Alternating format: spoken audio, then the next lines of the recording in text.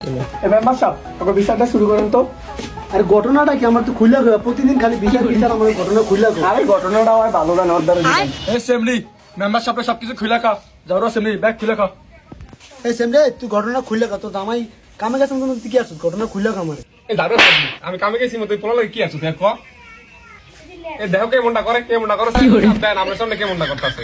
Member সাহেব দেখেন খালাই আপনার সামনে কি রকমের বললো রং রং করে। এই মামের পর আচ্ছা গুস্তা বেডি ঘটনা শোনেন। আমি গেছিল কামে আর দে আমার বললো গায়ে পরগা করে এই বউ আমি নিদাম না না লড়ে দেন। মেম্বার সাহেব আমার এই সাদাটা লাগবে না, আমার এই কালাটাই ভালো। আমি নিব না মেম্বার সাহেব আমি চরিত্র খারাপ আপনি না আমাদের মাঝে কি কথা?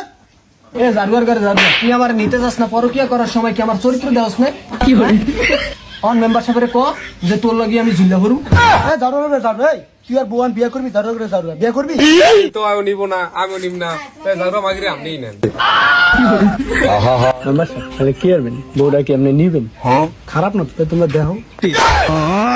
আমরা তো বিয়ে করে এসে মেয়া ঘরে দূরে বউ ছয় বছর আবার আমার ঠ্যাং গেছে কবরের ভিতরে মেয়া। এই তুই বল, তুই স্যার নাম শুনি বল। যেহেতু ওরা দুজনে কেউ নিতে চাইতেছে না, তাহলে তোমরা যেটা ভালো মনে করো তোমরা আমার দিতে চাইলে এটা আমি নেই। এই বুড়িয়া চেয়ারম্যানের লাগে আমি জানি না, এই বুড়িয়া দুইটা বিয়ে করছে এখন আবার ও পরের বউ নিতে চাই। আমি যাওটা সেমনি বড় কি করি তোর কেলা নেই ঘরে তোরে যে মেম্বারে নিতে চাইতেছে তোর বাইক ঘোড়া ভালো মেম্বার লাগে জায়গা। এই আমি কিছু করেন কেলে গেলে মেম্বার